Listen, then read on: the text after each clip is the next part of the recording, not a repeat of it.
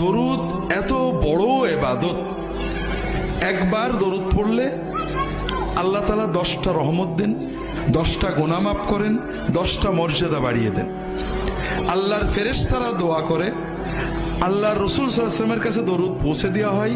পৌঁছানোর সময় আমার নাম, আমার বাবার নাম বলা হয়।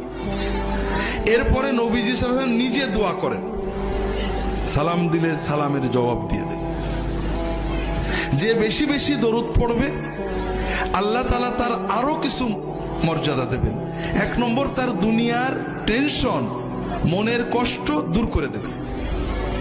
2 নম্বর, তার দোয়া কবুল করবেন।